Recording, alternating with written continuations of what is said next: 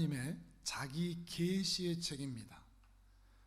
자기 계시라는 것은 하나님 당신이 어떤 분인가를 드러내는 책이라는 것입니다.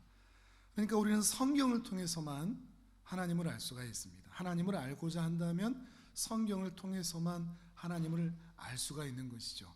성경을 통해서 하나님이 어떤 분이신지, 그리고 하나님이 무엇을 기뻐하시고 또 무엇을 싫어하시는지, 하나님의 뜻은 무엇이고 하나님의 계획은 무엇인지, 하나님의 성품은 어떠한지를 우리는 성경을 통해서 확인할 수가 있는 것입니다. 그러니까 성경을 알면 알수록, 배우면 배울수록 눈에 보이지 않는 하나님을 눈에 보듯이 알 수 있게 되고, 성경을 배우면 배울수록, 알면 알수록 만질 수 없는 하나님을 마치 만지듯이, 경험하듯이 알 수 있게 되는 것입니다.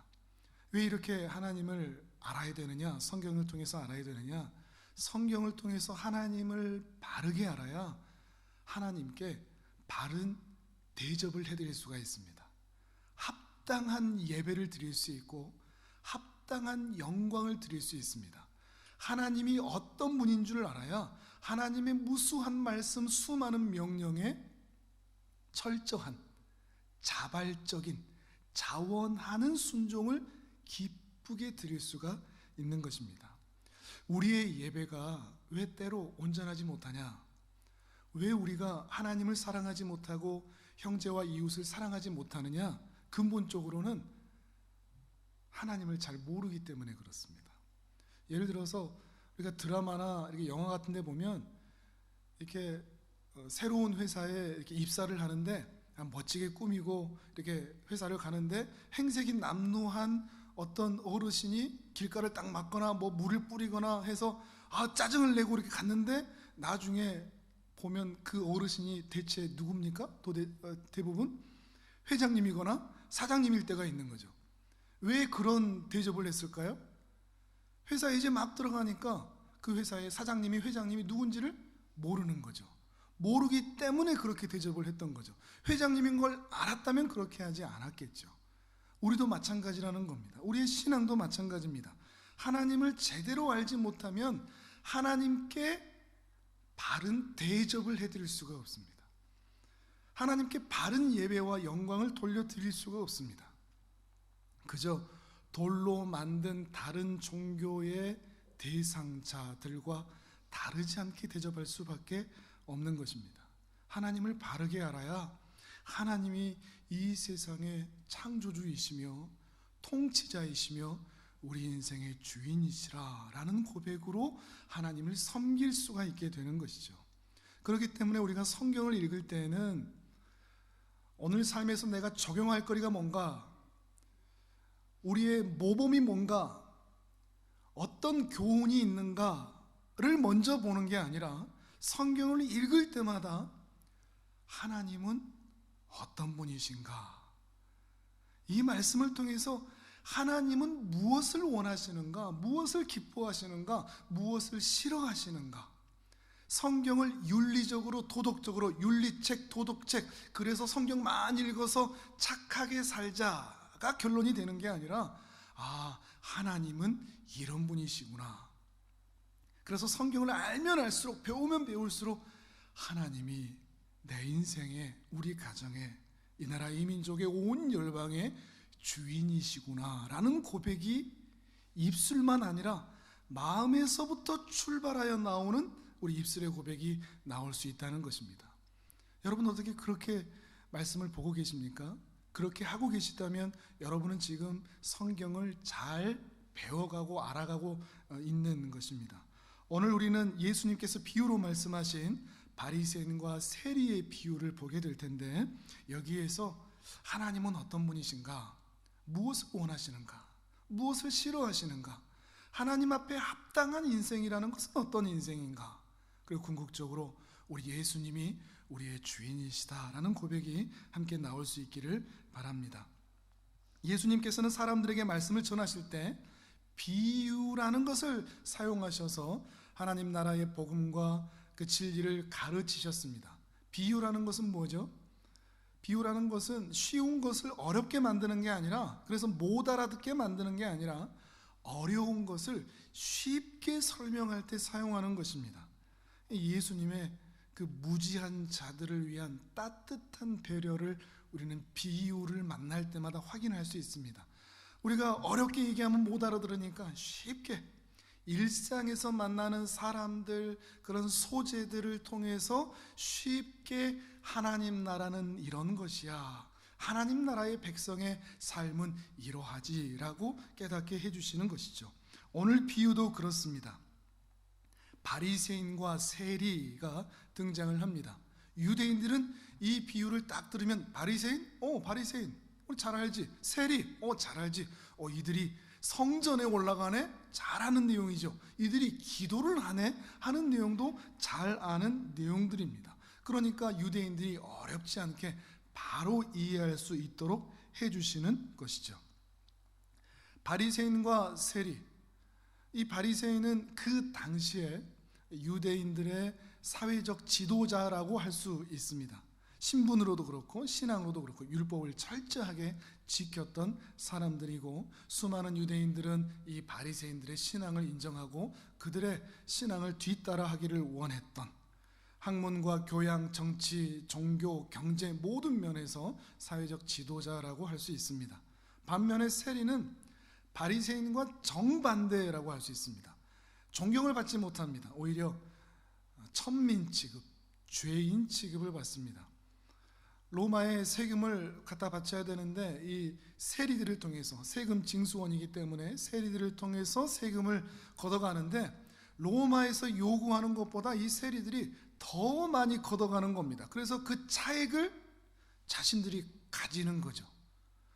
착복하는 겁니다. 그러니까 유대인들이 안 그래도 미운데 그렇게 자기 뱃속만 채우니 더 미워하고 죄인 취급, 율법을 범하는 죄인 취급을 했던, 우리 시대로 얘기하면 천민같이 대접을 받던 사람들이라 할 수 있습니다.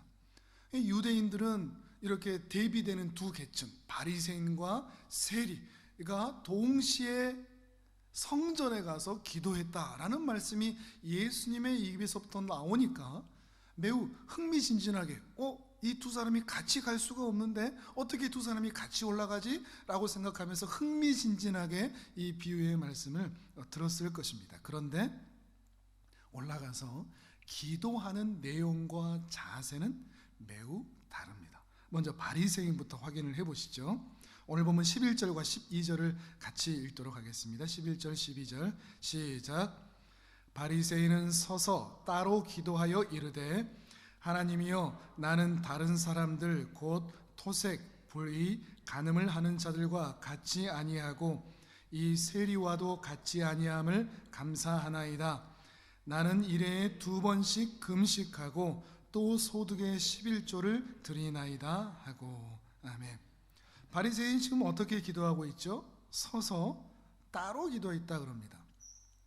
서서 기도하는 것은 유대인들의 특징입니다. 기도하는 특징이죠. 서서 기도하는 것은 알겠는데 따로 기도했다라는 말이 붙어 있는 것이 의미심장합니다. 왜냐하면 여기서 이 따로라는 것은 기도의 방해를 받지 않기 위해서 별도의 공간을 차지했다라는 의미가 아닙니다. 공간적인 의미의 따로가 아니라 자신만을 위해서 따로라는 의미입니다.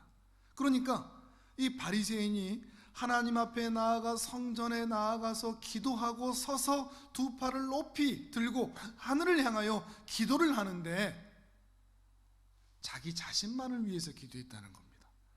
하나님을 위해 기도하는 것도 아니고 이웃을 위해서 기도하는 것도 아니고 자기 자신을 향하여, 자기 자신을 위하여 기도했다는 것이죠. 이건 기도일까요?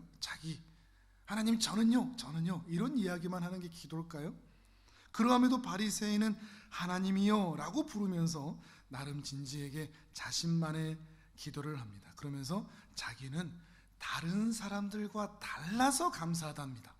매우 감사한데 그 감사의 내용이 다른 사람과 다르기 때문이라는 거죠. 왜 다르냐? 자신은 토색하지 않았다, 탐욕스럽거나 약탈하거나 빼앗거나 그렇게 하지 않았습니다. 불응하지 않았습니다. 율법을 범하지 않고 철저히 지켰습니다. 또 간음하지 않았습니다. 모세의 판결문 없이 아내를 버리는 일, 저 그런 일 하지 않았습니다. 이렇게 이야기하면서 저는 다른 사람과 달라서 너무 감사합니다 이야기하는 거죠. 기도 같습니까? 자랑하는 것 같습니까? 하나님 앞에 저 이런 사람이에요 라고 얘기하는 것 같습니다. 자기를 과시하는 것 같은 거죠. 거기다가 종교적인 행위도 자랑을 하죠. 뒤이어서 일주일에 2번 금식을 한다. 월요일과 목요일 이렇게 대부분 기도를 하는데 월요일과 목요일 일주일에 2번이나 금식을 하고 11조도 꼬박꼬박 바치고 있다고 떠들어대고 있는 거죠. 우리 한글 성경에서는 나라는 단어가 2번 등장하는데 헬라어 원문에는 이 나라는 단어가 5번이나 등장합니다. 나는 다른 사람들과 특히 저 세리와 같지 않고 나는 감사합니다. 나는 일주일에 2번 금식하고 나는 내 소득의 11조를 합니다. 계속해서 자기 자랑하는 나는 나의 내 것에 나는. 이건 기도일까요? 자랑일까요? 어떻게 생각하십니까? 반면에 세리의 기도는 또 어떤가 한번 보실까요? 비교해 보시죠. 13절을 같이 읽어보겠습니다. 13절 시작. 세리는 멀리 서서 감히 눈을 들어 하늘을 쳐다보지도 못하고 다만 가슴을 치며 이르되 하나님이여 불쌍히 여기소서 나는 죄인이로소이다 하였느니라. 아멘. 세리는 이 기도의 내용을 보면 자신이 어떤 존재인지를 잘 알고 있는 것 같습니다. 그리고 하나님이 어떤 분이신지도 알고 기도하고 있는 것으로 보입니다. 세리는 성전에 들어갔지만 성전의 중심부에 들어가지 못하고 중심부에서 멀리 떨어져서 어떤 구석지로 들어가서 기도하고 있습니다. 유대인의 습관대로 하늘을 쳐다보고 2팔을 높이 벌려서 기도하고 있는 것이 아니라 그 2팔을 떨어뜨리고 가슴을 치며 고개를 숙이며 기도하고 있을 뿐입니다. 세리도 바리새인처럼 하나님을 부르기는 합니다. 그런데 하나님을 부르는 그 마음의 자세는 완전히 다르죠. 뭐라고 기도하죠? 하나님이여 불쌍히 여기소서 나는 죄인입니다. 원어를 보면 순서가 조금 다른데 하나님 저는 죄인입니다. 불쌍히 여겨주옵소서 이렇게 되어 있습니다. 하나님 저는 죄인입니다. 죄인인 나에게 긍휼을 베풀어 주소서. 긍휼을 베풀어 주소서. 바리새인처럼 자랑하는 기도가 전혀 아닙니다. 세리는 자기가 누군지를 알고 있습니다. 누구라고 얘기합니까? 죄인입니다 라고 얘기를 하고 있습니다. 세리는 또한 하나님이 어떤 분인지를 알고 있습니다. 하나님 어떤 분이시죠? 죄인일지라도 용서해 주시는 분이라는 것을 알고 불쌍히 여겨달라고 기도하는 거죠. 하나님은 이 죄인을 용서하는 분이라는 것을 알기 때문에 이렇게 기도할 수가 있는 거죠. 자기도 알고 하나님도 아는 것입니다. 여기에서 불쌍히 여겨달라, 긍휼히 여겨달라라는 뜻은 더 깊은 의미가 있습니다. 여긴 중요한 전제가 있습니다. 불쌍히 여겨주소서, 긍휼히 여겨주소서. 거기에는 자신은 죄인이어서 심판받을 수밖에 없고 진노받을 수밖에 없는 죄인이라는 전제가 있습니다. 나는 죄인이기 때문에 하나님의 심판과 진노와 형벌을 받을 수밖에 없습니다. 그런데 하나님은 이 죄인을 용서하시는 분이시니 저의 모든 형벌과 죄에서 자유롭게 해주십시오. 용서해 주십시오.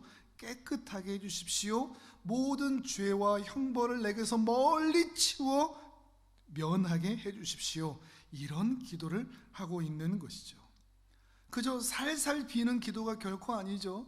평소에 그렇게 잘못했으니까 하나님 앞에 나와서 그냥 살살 빌고 있구나 이렇게 보는 것이 결코 아닙니다. 세리는 자기가 죄인이라는 것을, 그래서 심판을 받을 수밖에 없는 존재라는 것을 너무나 확연하게 알고 있습니다. 그리고 하나님은 나 같은 자라도, 세리와 같이 나같이 심판받아 진노함 가운데 있을 수밖에 없는 자라도 용서하시는 분이라는 것을 알고 주여 나를 불쌍히 여겨주소서, 긍휼히 여겨주소서라고 가슴을 치며 기도하고 있는 것입니다. 하나님에 대한 신뢰와 믿음까지도 있는 것이죠. 그저 하나님을 알 뿐 아니라 용서해 주시는 하나님을 믿고 신뢰하면서 기도하고 있는 것입니다. 이 설명을 들으니 여러분, 누구의 기도가 더 나아 보이십니까? 바리새인의 기도가 낫습니까? 세리의 기도가 낫습니까? 바리새인의 기도도 그래도 인정해 줄만 합니까? 바리새인의 기도는 좀 부족하지만 그래도 괜찮고 그것보다는 세리가 더 낫다, 이렇게 보시겠습니까?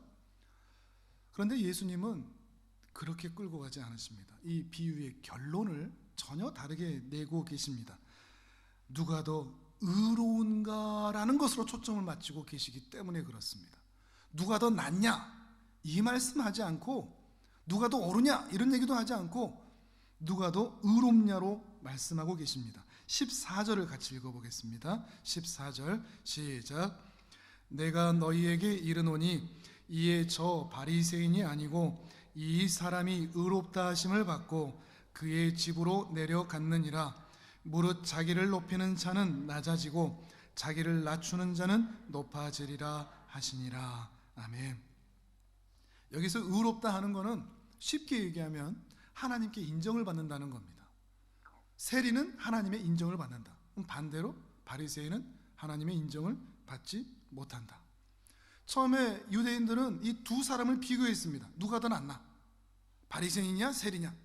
그런데 예수님은 이 두 사람 중에 누가 더 낫냐가 아니라 이 두 사람이 하나님 앞에서 어떠한가로 끌고 가면서 이 유대인들을 누가 더 나은 기도인가라는 사람들 사이의 비교에서 하나님 앞에서 어떤 평가를 받아야 되느냐로 관점을, 초점을 이동하고 있는 겁니다. 그러니까 우리는 신앙생활 할 때 내가 저 사람보다는 좀 나은 것 같아, 저 사람은 나보다 좀 뛰어난데 나는 좀 못한데, 이렇게 우리는 평가할 때가 많습니다. 내가 더 낫냐 못하냐, 저 사람보다 잘하냐 못하냐, 이렇게 갈 때가 많습니다. 그런데 예수님은 누가 더 잘하냐가 아니라 하나님이 인정하시냐 못하시냐, 이걸로 초점을 옮겨가고 계시는 것이죠. 여기에서 누가 하나님의 인정을 받는다고요? 바리새인은 아니고 세리만 의롭다 하셨습니다. 바리새인은 번복의 가능성을 아예 부정하셨습니다. 나중에 좀 괜찮아질지 몰라, 이렇게도 하지 않으셨습니다. 아예 명백하게 선언하셨습니다. 바리새인은 아니다. 세리만 하나님께 의롭다함을 인정을 받는다. 근데 유대인들은 좀 이상합니다. 그들의 삶을 보면 그렇습니다. 단순히 이 기도의 순간만이 아니라 바리새인이 지금까지 살아온 삶, 세리가 지금까지 살아온 삶, 세리는 누가 봐도 지탄받아 마땅한 사람입니다. 직업으로도 그렇고 지금까지의 삶의 행실도 그렇습니다. 세리 자신도 그것을 인정했죠. 자기는 죄인이라고. 근데 바리새인은 그렇지 않습니다. 평생을 하나님 앞에서 율법을 지키며 열심으로 살아왔던 삶입니다. 그러니 바리새인과 세리는 질적으로 아예 차이가 나는 거죠. 바리새인과 세리 그러면 유대인들은 이해하지만 우리는 이해가 좀 떨어지죠. 이제 우리에 맞게 이야기를 한다면, 한평생 목사님이 교회를 열심히 일구어서 중대형 교회로 크게 만들었습니다. 수많은 사람들이 인정합니다. 수많은 사람들이 칭찬합니다. 그분이 와서 찬양하고 예배하고 하는 그 모습 얼마나 아름답겠습니까? 수많은 사람들이 인정하는데, 근데 노숙자 한 사람이 들어옵니다. 노숙자라고 얘기해서 좀 죄송한데 예를 들어서 그렇게 좀 말씀을 드리는 겁니다. 노숙자 한 사람이 이상한 행색으로 들어옵니다. 예배당 중심으로 나오지도 못하고 사람들이 있는 곳으로 오지도 못하고 구석지러 갑니다. 고개를 팍 숙이고 가슴을 치면서 누구에게 들리지도 않는 그런 음성으로 기도를 합니다. 근데 하나님은 저 목사 아니다, 저 노숙자 맞다, 이렇게 평가를 하신다면 여러분은 어떻게 생각하시겠습니까? 지금 그런 형국인 거죠. 살아온 삶의 차이입니다.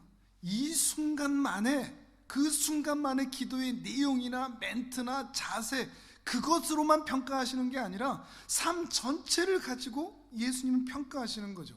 그런데 우리가 볼 때는 삶 전체가 하나님 앞에서 종교적이었습니다. 괜찮아 보였습니다. 신실하게 살았습니다. 근데 어떤 사람은 전혀 그렇지가 않았습니다. 그런데 마지막 순간에 평가가 완전히 달라질 수 있다는 거죠. 그 평가는 하나님의 평가입니다. 두 사람 자기들끼리 평가하는 평가 말고 목회자냐 노숙자냐 이런 평가가 아니라 하나님이 뭐라고 평가하시느냐, 이것이 중요하다고 말하는 것입니다. 근데 또 한편 좀 너무한 것은 아닐까 생각해 볼 수가 있습니다. 아니, 바리새인이 평생을 그렇게 살아왔을 거 아닙니까? 목사라고 예를 든다면 그 목사가 그렇게 교회를 일궈내기 위해서 수많은 사람들을 위해서 얼마나 그렇게 살아왔고 하나님 앞에 나름대로 해왔겠습니까? 세리는 또 그렇게 살았겠습니까?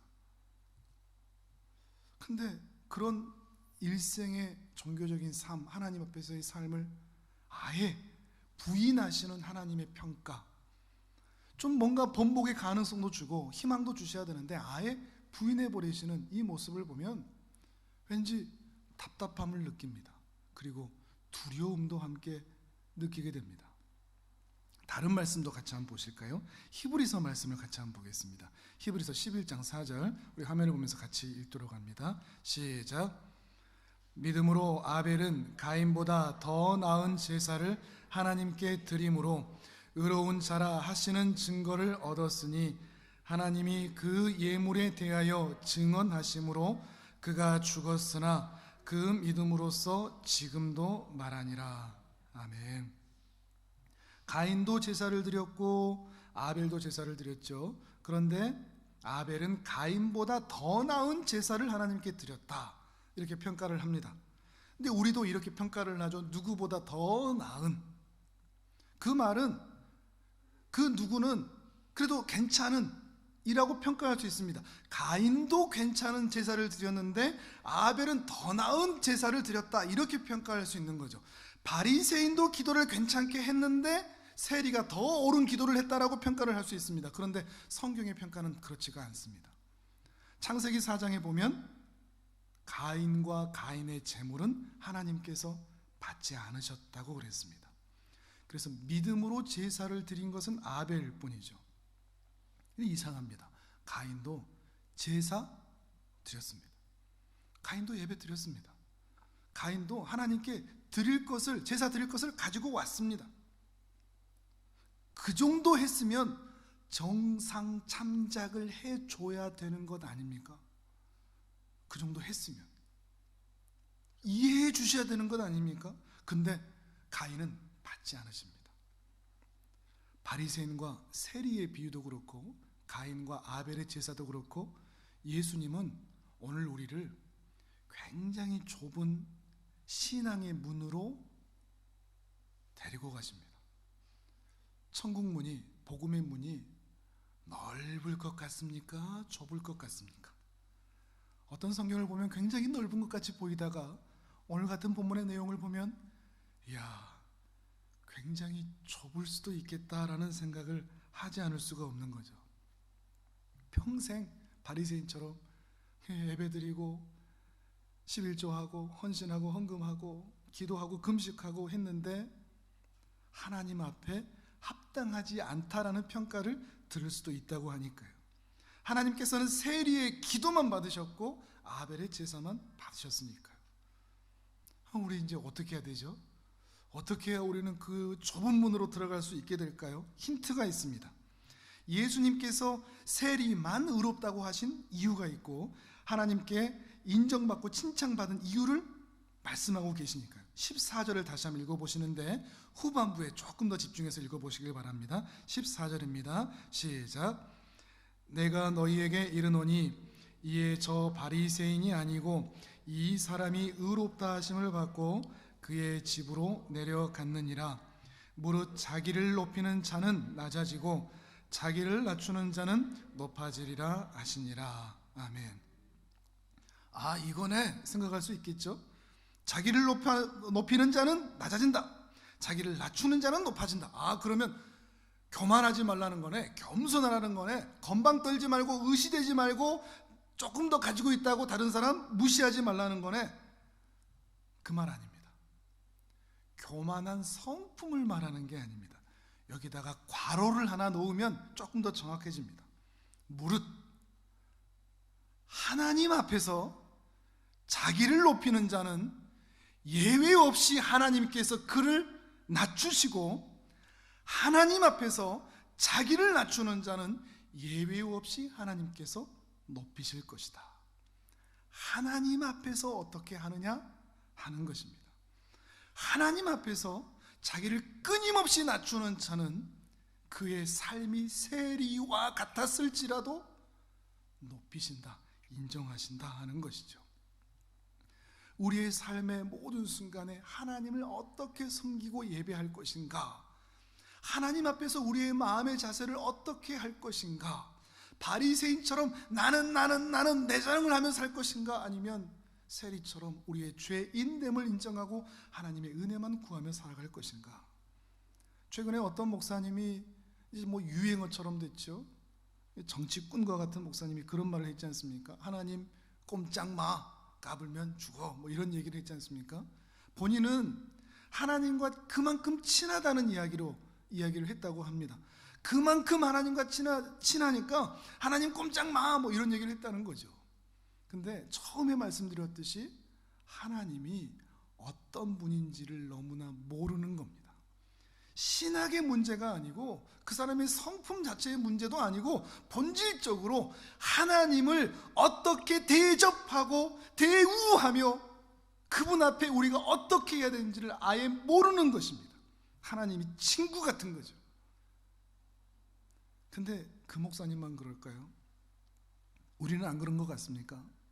우리가 살아오면서 우리의 삶 가운데 일구어낸 재산, 직장, 가정, 자녀의 성취를 보면서 하나님께 감사합니다라고 기도하면서 내가 그렇게 열심히 했다고, 우리의 마음 한편에서는 그게 끌어올라오르는, 내가 이렇게 열심히 했다고 하는, 예배를 드리는 자리에 있으면서도 나는 저 사람들보다 조금 더 낫고, 나는 그 인간보다는 조금 더 나쁜 인간 아니고 좋은 인간인 것 같은, 나는 조금 더 거룩한 인생인 것 같은 마음으로 하나님께 기도하고 있다면, 생각하고 있다면, 하나님 앞에서 다른 사람들보다 조금 더 나은 그 몇 가지로 우쭐댄다면 그 목사님이나 다르지가 않은 겁니다.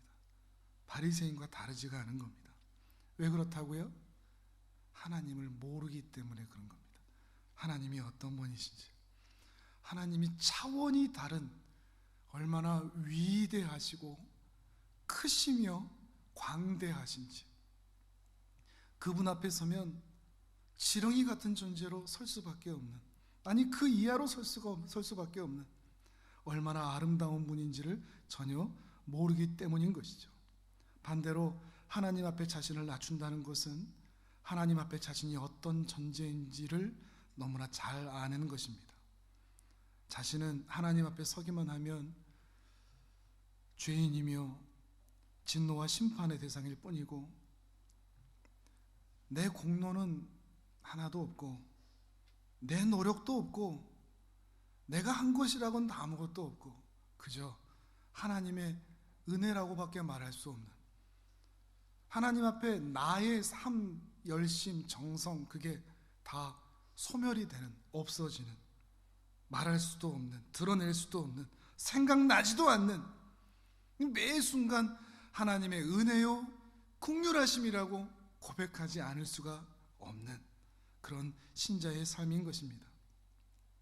안타깝게도 수많은 사람들이 눈에 보이지 않는 하나님을 의식하지 못한 채 눈에 보이는 사람들만 의식하면서 자신을 내세우고 자랑합니다. 여러분은 어떻습니까? 여러분은 누구를 의식하며 살아가고 계십니까? 누구를 의식하며 일상 가운데 여러분은 거닐고 계십니까? 눈에 보이지 않는 하나님을 눈으로 보듯이 의식하며 살아가고 계십니까? 물론 우리는 답은 잘 알고 있습니다. 어떻게 해야 되는지, 무엇이 옳은 것인지, 어떻게 해야 하나님 앞에 인정받는다는 것이 너무나 잘 알고 있습니다. 알고는 있는데 우리의 삶을 돌아보면 그렇게 살지를 못합니다. 그런데 알고 있다는 것 때문에 내가 그렇게 살고 있을 것이라고 단정을 지어버립니다. 근데 말씀 앞에 우리 자신을 더욱더 비추어 보면 비추어 볼수록 나는 그렇게 해야 된다는 것을 알고 있지만 그 암대로 전혀 살지 못하고 있다는 것을 인정하지 않을 수가 없는 것입니다. 늘 말씀드리지만, 자주 말씀드리지만, 아는 것과 사는 것은 다릅니다. 안다고 그렇게 믿고 있는 것도 아니고, 안다고 그렇게 믿고 살아내고 있는 것도 아닙니다. 살아내기까지 해야 된다는 것이죠. 요즘 많은 분들이 SNS를 합니다. 페이스북이며 인스타그램이며 많이 합니다. 저 역시도 조금씩 해나갑니다. 처음에는 하늘창고 사역, 홍보, 또 후원, 또 사역의 보고, 이런 것들을 위해서 부지런히 올리기도 했습니다. 그렇게 올려놓으면 후원이 더 많이 들어오기도 하고, 또 후원해 주신 분들이 사역의 보고를 받기도 하니까요. 근데 시간이 지나면서 사람들이 칭찬해 주니까 하나님 앞에서 겸손하게 사역 보고만 하는 게 아니라 은근히 대놓고 자랑하지는 않는데 은근히 내가 칭찬받을 수 있는 멘트들을 요령껏 써내려가는 방법을 스스로 체득합니다. 교만하지 않은 것 같은데 은근히 보면 나를 드러내는 것 같은, 그 모습을 발견하면서 그러지 않아야 되겠다 다짐하는데도 어디서 꿈틀꿈틀 올라와서 자랑받고 싶고 인정받고 싶고 칭찬받고 싶은 그런 것들이 드러나는 거죠. 예배를 할 때나 예배 인도를 할 때나 찬양할 때도 그렇습니다. 또 목회를 하거나 목양을 할 때도 그렇습니다. 하늘창고 사역을 할 때도 그렇습니다. 내가 이렇게 말을 하면, 이렇게 행동을 하면 성도님들이 조금 괜찮게 봐주지 않으실까, 이런 마음에 계산을 하고 행했던 적이 참으로 많은 거죠. 세리처럼 가슴을 치고 하나님 앞에 서는 것보다 바리새인처럼 많은 사람들 앞에 멋지게 서고 싶은 그 욕구, 그 본성이 매 순간 우리 안에 꿈틀대고 있는 것입니다. 수많은 사람들이 우리 눈앞에 있습니다. 하나님은 보이지가 않고 사람들은 보이죠. 그런데 그 무수한 사람들의 틈바구니 속에서 보이지 않는 하나님을 의식하며 살 수 있는 것이 신앙의 실력일 것입니다. 그 실력이 저에게, 그리고 여러분에게, 우리 모두에게 있기를 바랍니다. 사람의 목소리, 사람의 시선, 사람의 평가보다 하나님의 말씀의 음성이 더 우레처럼 크게 들리고, 사람의 시선보다 하나님의 그 불꽃처럼 이글거리시는 눈동자로 나를 매 순간 바라보고 계신다는 것을 의식할 수 있는 신앙의 실력. 그럼 어딜 가나, 무엇을 하나, 어느 자리에 있으나 내 입을 조심하고, 내 눈을 조심하고, 내 손을, 내 발을 조심하며 살 수 있을 것입니다. 사랑하는 성도 여러분, 우리는 아주 간악해서 내 가장 가까운 사람들마저도 잘 속일 수 있는 사람들입니다. 아내에게마저도, 자식들에게도 마저도 내 더러움을 숨길 수 있는 그런 실력이, 속이는 실력이 출중한 사람들입니다. 그런데 다 속여도 하나님은 속일 수가 없습니다. 하나님은 우리의 마음 중심을 다 보십니다. 그리고 언젠가 하나님 앞에서 끊임없이 자기를 높이던 그 사람을 반드시 낮추실 날이 반드시 올 것입니다. 혹시 우리 성도님들 중에 주변에서 칭찬 많이 받고 계신 분 계십니까? 인정받고 계신 분? 조심하십시오. 조심하셔야 됩니다. 저 역시도 참 부족하지만 가끔이지만 칭찬받을 때가 있습니다. 그러면 두렵습니다. 칭찬받으면 아이고 어떻게 해야 되나 우물쭈물하는 게 아니고 그냥 두렵습니다. 이 땅에서 사람들한테 칭찬 많이 받다가 하나님 앞에서 칭찬 못 받으면 어떻게 합니까? 하나님 앞에 칭찬 못 받는데 사람들 앞에서의 인정과 칭찬이 무슨 소용이 있습니까? 그 칭찬이 오히려 나를 교만의 자리로, 하나님 앞에서 우스운 자리로 올라갈 수 있기 때문에 오히려 두려운 마음이 드는 것이죠. 우리 모든 순간 하나님 앞에서 살았으면 좋겠습니다. 하나님을 의식하고 하나님을 주인으로 모시고 산다면 예배당에 나와서 예배를 하든, 또는 유튜브나 온라인을 통해서 예배를 하든 동일한 마음 자세와 마음가짐으로 하나님 앞에 진실한 예배를 드릴 수가 있을 것입니다. 하나님을 의식하고 하나님을 주인으로 모시고 산다면 사람들이 많이 있는 장소에서나 나홀로 골방에 있는 장소에서나 동일한 자세와 행동으로 살 수 있을 것입니다. 우리의 주인을 분명히 했으면 좋겠습니다. 누가 주인인가? 우리의 주인이 하나님이십니다. 내 눈앞에 어른거리는 사람들이 아닙니다. 그들의 평가와 그들의 시선이 아닙니다. 우리의 주인은 오직 하나님 한 분입니다. 우리 주인이신 우리 하나님을, 우리 주 예수 그리스도를 의식하면서 사는 신자들에게, 그렇게 살기를 소망하는 신자들에게 더욱 은혜와 복을 주시기를 주님의 이름으로 축복합니다. 아멘.